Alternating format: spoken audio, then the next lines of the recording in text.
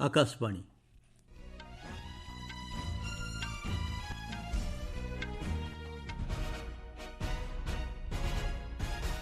संवाद पढ़ुछंती उदयनाथ स्वाई।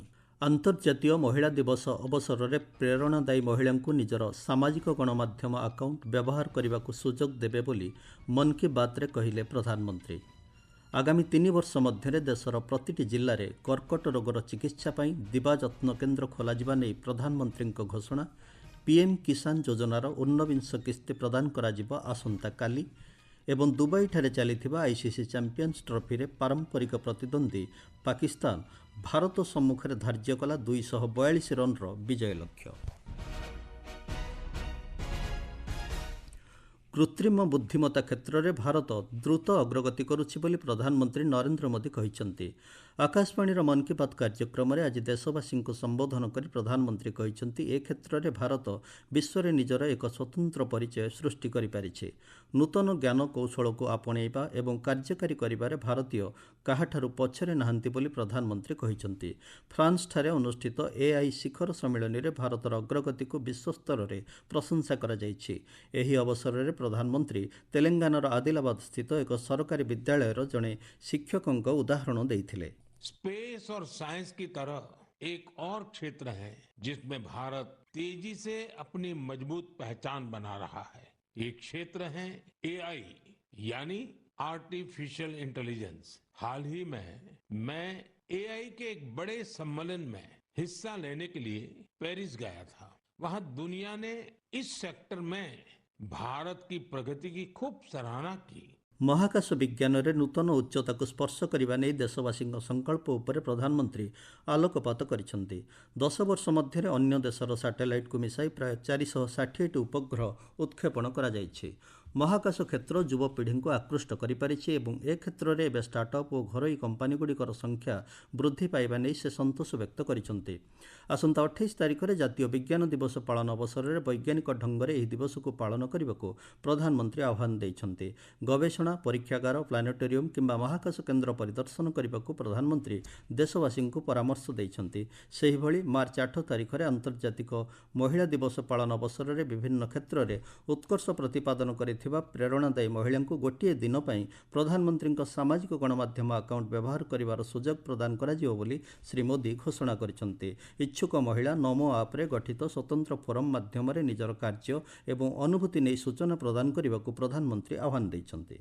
इस बार महिला दिवस पर जो हमारी नारी शक्ति को समर्पित होगी, मैं अपने सोशल मीडिया अकाउंट उनको देश की कुछ इंस्पायरिंग वुमेन को एक दिन के लिए सौंपने जा रहा हूं। ऐसी वुमेन जिन्होंने अलग अलग क्षेत्रों में उपलब्धियां हासिल की हैं, इनोवेशन किया है, अलग अलग क्षेत्रों में अपनी एक अलग पहचान बनाई है, वो अपने कार्य और अनुभवों को देशवासियों के साथ साझा करेगी। विश्व स्वास्थ्य संगठन अनुसार 2022 समग्र विश्व में 250 कोटी लोकंकर वजन अधिक थिला।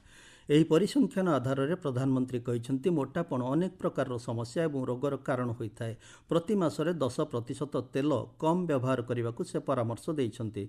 खाद्य अभ्यास में छोट छोट परिवर्तन आनी लोक माने निजको सुस्थ रखिपारे बोली श्री मोदी कहिसंती।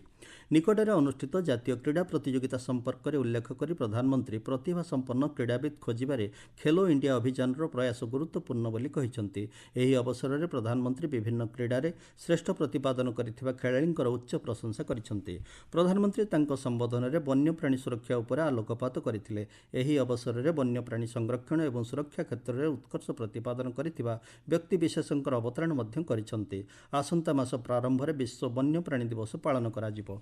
वन्यजंतु सुरक्षा सहित समस्ते जड़ित हेबाकु प्रधानमंत्री आह्वान देइछंती। कौनसी चापरे न रही सकारात्मक भावना सहित परीक्षा देवाकू प्रधानमंत्री छात्र छात्री को परामर्श देइछंती। चलित वर्ष परीक्षा पे आलोचना एक नूतन फॉर्मेट रे अनुष्ठित होइतिला बोली प्रधानमंत्री उल्लेख करिसंती।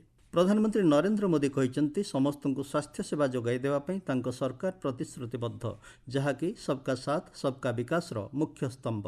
आज अपराह्न मध्य प्रदेश बागेश्वर धाम भेषज और विज्ञान गवेषणा प्रतिष्ठान भित्तिप्रस्तर स्थापन अवसर में प्रधानमंत्री कहिसंती एही अनुष्ठान गरीब कर्कट रोगी को मागणा चिकित्सा प्रदान करिवो। 10 एकर जमीन निर्माण हेबाकु थिबा सेही प्रतिष्ठान रे प्रथम पर्याय रे 100 शଯ୍या विशिष्ट एक डाक्तरखाना प्रस्तुत हेबो। सेही डाक्तरखाना रे अत्याधुनिक मेसिन ସ୍ଥାପନ ହେବା ସହ ବିଶେଷଜ୍ଞ ଡାକ୍ତରମାନେ ସେବା ପ୍ରଦାନ କରିବେ। କର୍କଟ ଚିକିତ୍ସା କ୍ଷେତ୍ରରେ ସରକାରଙ୍କ ବିଭିନ୍ନ ପଦକ୍ଷେପ ସମ୍ପର୍କରେ ସୂଚନା ଦେଇ ପ୍ରଧାନମନ୍ତ୍ରୀ କହିଛନ୍ତି, ଚଳିତ ବର୍ଷ ବଜେଟ୍ରେ କର୍କଟ ଚିକିତ୍ସା କ୍ଷେତ୍ରରେ ଅନେକ ଘୋଷଣା କରାଯାଇଛି। କର୍କଟ ରୋଗ ଚିକିତ୍ସା ପାଇଁ ଔଷଧ ସୁଲଭ ମୂଲ୍ୟରେ ମିଳିବା ସହ ଆଗାମୀ 3 ବର୍ଷ ମଧ୍ୟରେ ଦେଶର ପ୍ରତିଟି ଜିଲ୍ଲାରେ କର୍କଟ ରୋଗର ଚିକିତ୍ସା ପାଇଁ ଦିବା ଯତ୍ନ କେନ୍ଦ୍ର ଖୋଲାଯିବ ବୋଲି ଶ୍ରୀ ମୋଦି କହିଛନ୍ତି। ସେ ମଧ୍ୟ ଜିଲ୍ଲା ଚିକିତ୍ସାଳୟଗୁଡ଼ିକରେ କର୍କଟ ସେବା କେନ୍ଦ୍ର ଖୋଲାଯିବା ନେଇ ଘୋଷଣା କରିଛନ୍ତି। ଏହି ଅବସରରେ ପ୍ରଧାନମନ୍ତ୍ରୀ ଜନସାଧାରଣଙ୍କୁ ସରକାରଙ୍କ ଆୟୁଷ୍ମାନ ଯୋଜନା ଏବଂ ଜନଔଷଧି କେନ୍ଦ୍ର ଭଳି ବିଭିନ୍ନ ଯୋଜନାର ଲାଭ ଉଠାଇବା ପାଇଁ ଆହ୍ୱାନ କରିଛନ୍ତି। ସନ୍ଧ୍ୟାରେ ଭୋପାଳଠାରେ ଦଳୀୟ କାର୍ଯ୍ୟକର୍ତ୍ତାମାନଙ୍କ ସହ ଆଲୋଚନା କରିବାର କାର୍ଯ୍ୟସୂଚୀ ରହିଛି। ପ୍ରଧାନମନ୍ତ୍ରୀ ତାଙ୍କର ମଧ୍ୟପ୍ରଦେଶ, ବିହାର ଓ ଆସାମକୁ 3 ଦିନିଆ ଗସ୍ତର ପ୍ରଥମ ଦିନରେ ଆଜି ମଧ୍ୟପ୍ରଦେଶରେ ପହଞ୍ଚିଥିଲେ। ସେ 2 ଦିନିଆ ଅନ୍ତର୍ଜାତୀୟ ନିବେଶକ ସମ୍ମିଳନୀ 2025କୁ ଭୋପାଳଠାରେ ଉଦ୍ଘାଟନ କରିବେ। ଆସନ୍ତାକାଲି ପ୍ରଧାନମନ୍ତ୍ରୀ ବିହାର ଗସ୍ତ କରି ଭାଗଲପୁରଠାରେ ପିଏମ୍ କିଷାନ ଯୋଜନାର ଊନବିଂଶ କିସ୍ତି ପ୍ରଦାନ କରିବେ। ସମଗ୍ର ଦେଶର 9 କୋଟି 70 ଲକ୍ଷରୁ ଉର୍ଦ୍ଧ୍ୱ କୃଷକ 21,500 କୋଟି ଟଙ୍କାର ପ୍ରତ୍ୟକ୍ଷ ଆର୍ଥିକ ସହାୟତା ପାଇବେ। ଏତଦ୍‌ବ୍ୟତୀତ ଶ୍ରୀ ମୋଦି ବିହାରରେ ଅନେକ ଉନ୍ନୟନମୂଳକ ପ୍ରକଳ୍ପର ଉଦ୍ଘାଟନ ଓ ଲୋକାର୍ପଣ କରିବେ। ବିହାର ଗସ୍ତ ଶେଷ କରି ଶ୍ରୀ ମୋଦି ଗୌହାଟୀଠାରେ ଝୁମଇର ବିନନ୍ଦିନୀ 2025 ଉତ୍ସବରେ ଯୋଗଦେବେ। ଏହି ଉତ୍ସବ ଆସାମର ଚା ଶିଳ୍ପ ତଥା ସେଠାରେ ଶିଳ୍ପାୟନର ଅୟମାରମ୍ଭର 200 ବର୍ଷ ପୂର୍ତ୍ତି ଉପଲକ୍ଷେ ପାଳନ କରାଯାଉଛି। ମଙ୍ଗଳବାର ଦିନ ଶ୍ରୀ ମୋଦି ଗୌହାଟୀଠାରେ ଆଡଭାଣ୍ଟେଜ୍ ଆସାମ 2.0 ନିବେଶ ଓ ମୌଳିକ ଢାଞ୍ଚା ସମ୍ମିଳନୀ 2025ର ଉଦ୍ଘାଟନ କରିବେ। ଆପଣମାନେ ସମ୍ବାଦ ଶୁଣୁଛନ୍ତି ଆକାଶବାଣୀରୁ।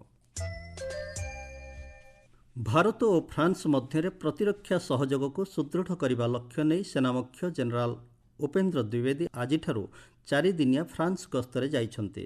ଫ୍ରାନ୍ସର ଲେସ୍ ଇନଭାଲିଡେସ୍‌ଠାରେ ଆସନ୍ତାକାଲି ଜେନେରାଲ ଦ୍ୱିବେଦୀ ଫ୍ରାନ୍ସ ସେନାର ଉଚ୍ଚ ପଦାଧିକାରୀଙ୍କ ସହ ଆଲୋଚନା ବୈଠକରେ ଯୋଗଦେବେ।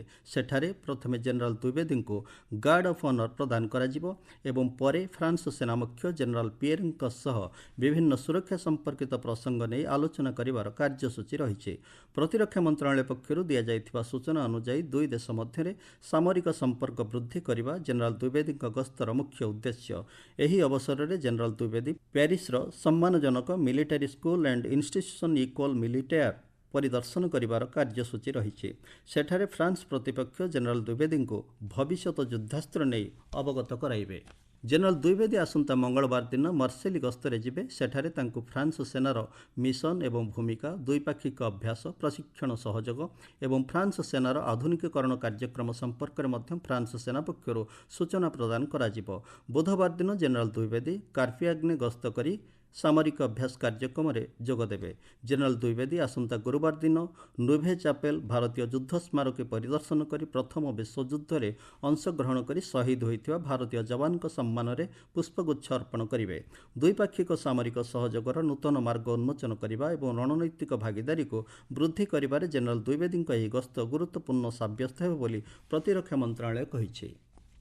ଦିଲ୍ଲୀ ବିଧାନସଭା ଅଧିବେଶନ ଆସନ୍ତାକାଲିଠାରୁ 3 ଦିନ ପର୍ଯ୍ୟନ୍ତ ଚାଲିବ। ଏହା ପୂର୍ବରୁ ଆଜି ଦିଲ୍ଲୀ ମୁଖ୍ୟମନ୍ତ୍ରୀ ରେଖା ଗୁପ୍ତା ସ୍ୱରାଷ୍ଟ୍ରମନ୍ତ୍ରୀ ଅମିତ ଶାହାଙ୍କୁ ତାଙ୍କ ନୂଆଦିଲ୍ଲୀସ୍ଥିତ ବାସଭବନରେ ଭେଟିଛନ୍ତି। ସାମାଜିକ ଗଣମାଧ୍ୟମରେ ଶ୍ରୀ ଶାହା କହିଛନ୍ତି, ପ୍ରଧାନମନ୍ତ୍ରୀ ନରେନ୍ଦ୍ର ମୋଦିଙ୍କ ନେତୃତ୍ୱ ତଥା ଜନକଲ୍ୟାଣକାରୀ ଯୋଜନା ଉପରେ ଦିଲ୍ଲୀ ଜନସାଧାରଣ ଆସ୍ଥା ପ୍ରକଟ କରିଛନ୍ତି। ରେଖା ଗୁପ୍ତାଙ୍କ ମୁଖ୍ୟମନ୍ତ୍ରୀତ୍ୱରେ ଦିଲ୍ଲୀ ନୂତନ ଶିଖର ଛୁଇଁବ ବୋଲି ସେ କହିଛନ୍ତି। ଶ୍ରୀମତୀ ଗୁପ୍ତା ଆଜି ପ୍ରତିରକ୍ଷା ମନ୍ତ୍ରୀ ରାଜନାଥ ସିଂହଙ୍କୁ ମଧ୍ୟ ଭେଟିଥିଲେ। ବିକାଶ ଓ ସୁଶାସନ ପଥରେ ଦିଲ୍ଲୀକୁ ଆଗେଇ ନେବା ପାଇଁ ଶ୍ରୀମତୀ ଗୁପ୍ତାଙ୍କୁ ପ୍ରତିରକ୍ଷା ମନ୍ତ୍ରୀ ଶୁଭେଚ୍ଛା ଜଣାଇଥିଲେ। ଆଇସିସି ପୁରୁଷ ଚାମ୍ପିୟନସିପ୍ ଟ୍ରଫିର ଗ୍ରୁପ୍ ଏ ପର୍ଯ୍ୟାୟର ପଞ୍ଚମ ମ୍ୟାଚ୍ରେ ପାରମ୍ପରିକ ପ୍ରତିଦ୍ୱନ୍ଦ୍ୱୀ ପାକିସ୍ତାନ ଭାରତ ସମ୍ମୁଖରେ 242 ରନ୍ର ବିଜୟ ଲକ୍ଷ୍ୟ ଧାର୍ଯ୍ୟ କରିଛି। ଦୁବାଇ ଆନ୍ତର୍ଜାତିକ ଷ୍ଟାଡିୟମଠାରେ ଖେଳାଯାଉଥିବା ଏହି ମ୍ୟାଚ୍ରେ ପାକିସ୍ତାନ ଟସ୍ ଜିତି ବ୍ୟାଟିଂ କରିବାକୁ ନିଷ୍ପତ୍ତି ନେଇଥିଲା। 49 ଓଭର 4ଟି ବଲ୍ରେ ସମସ୍ତ ୱିକେଟ୍ ହରାଇ ପାକିସ୍ତାନ 241 ରନ୍ କରିବାକୁ ସକ୍ଷମ ହୋଇଥିଲା। ଦଳ ପକ୍ଷରୁ ସାଉଦ୍ ସାକିଲ ସର୍ବାଧିକ 62 ରନ୍ କରିଥିବା ବେଳେ ମହମ୍ମଦ ରିଜୱାନ 46 ରନ୍ ସଂଗ୍ରହ କରିଥିଲେ। ଭାରତ ପକ୍ଷରୁ କୁଲଦୀପ ଯାଦବ 3ଟି ୱିକେଟ୍ ନେଇଥିବା ବେଳେ ହାର୍ଦ୍ଦିକ ପାଣ୍ଡ୍ୟା 2ଟି ୱିକେଟ୍ ଅକ୍ତିଆର କରିଥିଲେ। ହର୍ଷିତ ରାଣା, ଅକ୍ଷର ପଟେଲ ଓ ରବୀନ୍ଦ୍ର ଜାଡେଜାଙ୍କୁ ଗୋଟିଏ ଲେଖାଏଁ ୱିକେଟ୍ ମିଳିଥିଲା। ସମ୍ବାଦ ପ୍ରସ୍ତୁତ ହେବା ବେଳକୁ 242 ରନ୍ର ବିଜୟ ଲକ୍ଷ୍ୟକୁ ପିଛା କରି ଭାରତ 5 ଓଭରରେ 1 ୱିକେଟ୍ ହରାଇ 31 ରନ୍ ସଂଗ୍ରହ କରିଛି। ମୁଖ୍ୟ ସମ୍ବାଦ ପୁଣି ଥରେ। ଅନ୍ତର୍ଜାତୀୟ ମହିଳା ଦିବସ ଅବସରରେ ପ୍ରେରଣାଦାୟୀ ମହିଳାଙ୍କୁ ନିଜର ସାମାଜିକ ଗଣମାଧ୍ୟମ ଆକାଉଣ୍ଟ ବ୍ୟବହାର କରିବାକୁ ସୁଯୋଗ ଦେବେ ବୋଲି ମନ୍ କି ବାତ୍ରେ କହିଲେ ପ୍ରଧାନମନ୍ତ୍ରୀ। ଆଗାମୀ 3 ବର୍ଷ ମଧ୍ୟରେ ଦେଶର ପ୍ରତିଟି ଜିଲ୍ଲାରେ କର୍କଟ ରୋଗର ଚିକିତ୍ସା ପାଇଁ ଦିବାଯତ୍ନ କେନ୍ଦ୍ର ଖୋଲାଯିବା ନେଇ ପ୍ରଧାନମନ୍ତ୍ରୀଙ୍କ ଘୋଷଣା।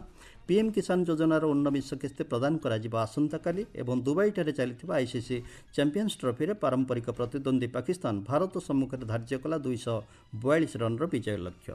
ସମ୍ବାଦ ଶେଷ ହେଲା।